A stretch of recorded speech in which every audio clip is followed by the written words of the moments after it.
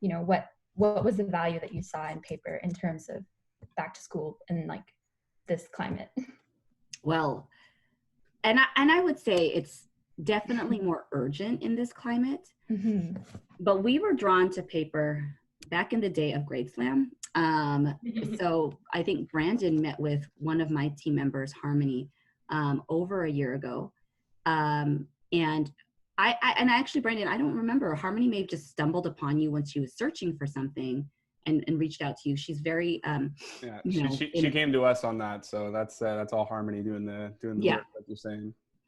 And one thing that you know, for context, Pasadena is a very interesting city itself.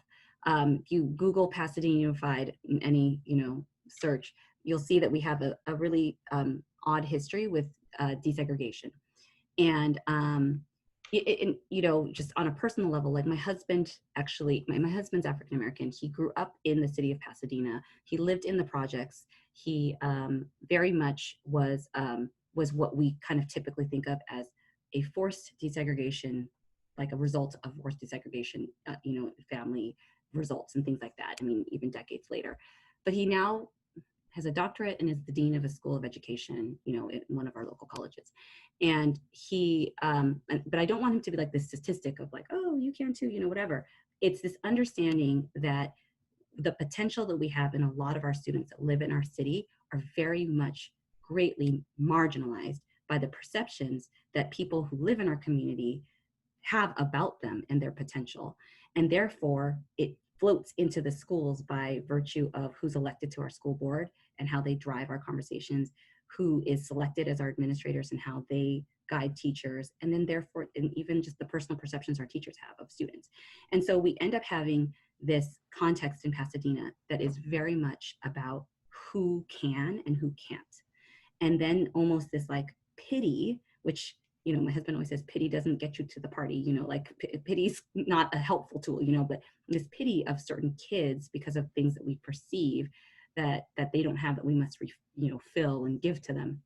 And I think what really, like with that sort of in my mindset, what I always look for in a partner is not for someone who can like, oh, you can provide this service to the students, these poor kids, or whatever it is. It's that you have some actionable ability to redistribute the power that we have somehow taken out of this system and like hoarded for ourselves.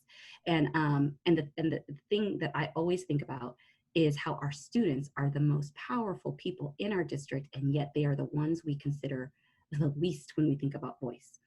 And so, so Harmony and I actually taught at the same school when we were, you know, with teachers, but at different times. We never actually were on campus at the same time. But we had this shared understanding because of the community in which we worked.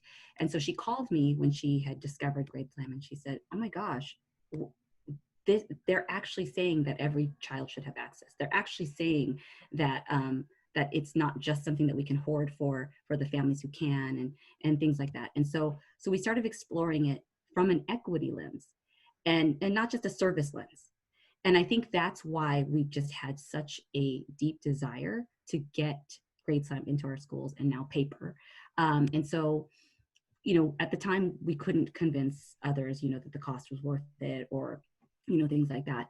But one thing that I'll always thank the pandemic for is for revealing the inequities in such stark transparency, and for really creating an urgency in people's own narrative around like what we're doing is not fair, what we're doing is not just. And so so I think that it was timely, and I will capitalize on that all I want, you know, that people are feeling the urgency. And so when we brought to them, hey, you know, this would be a time like no other where you can talk about individualized attention, where we can help stretch the bandwidth of our teachers to reach, you know, their 150 plus students, because this isn't about we feel sorry for certain children, or we don't think certain children can do this or that and they need help. It's that every child has a learning progression, and we need to be able to meet them where they are. And if I don't have the time because of the complexity of my content and the number of kids I have on my roster, then I want somebody else who's well-trained to be able to help them too at the time that they need it. And so that's that's really what we were drawn to with paper. That's so nice to Wow. hear.